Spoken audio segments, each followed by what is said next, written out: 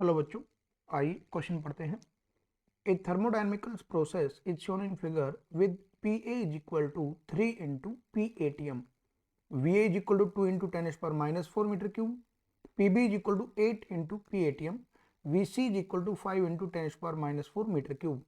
In the process A B B C, 600 joule and 200 joule heat are added to the system.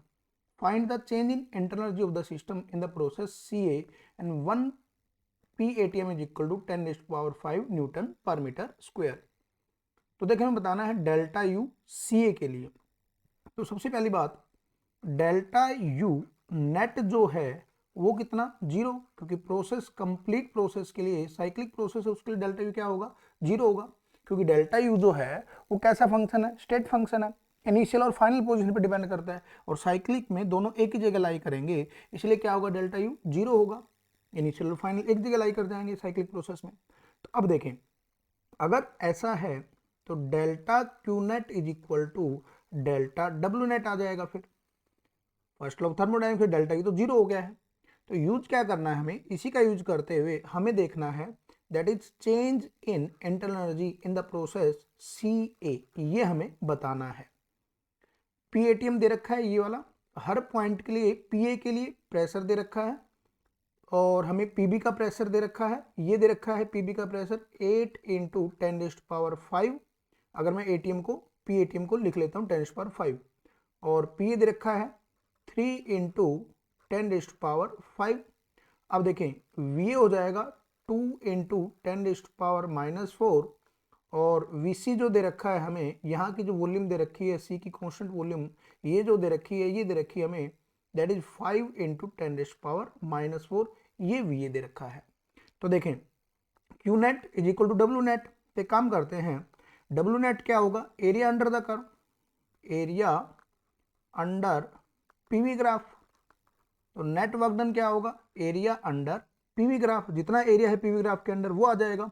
अब देखें, अब अगर हम बात करें किस प्रोसेस के लिए बात करें हम, delta Q net is equal to delta W net. तो यहां से देखें, Q A B plus Q B C plus Q C A is equal to W net क्या आ जाएगा, एरिया अंडर द कर्व आ जाएगा। तो देखें कितना आ जाएगा area, half into base, that is कितना आ जाएगा, यहां से देखें जरा, बेस कितना है हमारे पास, इंटू में हाइट ये है।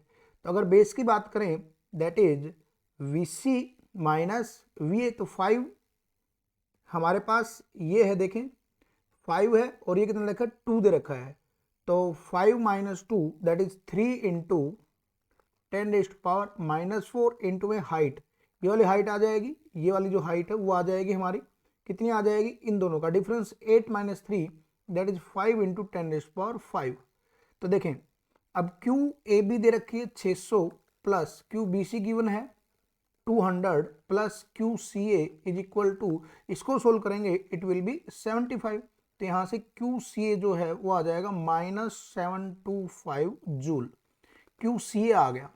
अब देखें, डेल्टा यू सी ए जो है वो आ जाएगा डेल्टा क्यू सी ए माइनस डेल्टा डब्ल्यू सी ए के लिए आ जाएगा।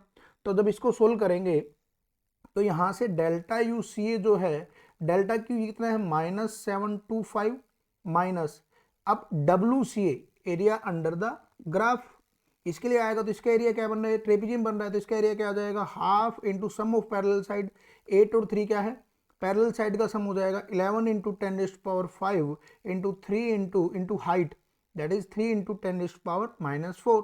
तो ये हो जाएगा, जब सोल्व करेंगे तो delta U C A is equal to, it will come out -560 joule, यही हमारा आंसर होगा। तो B option will be our answer. Hope आपको समझ में आया होगा। All the best.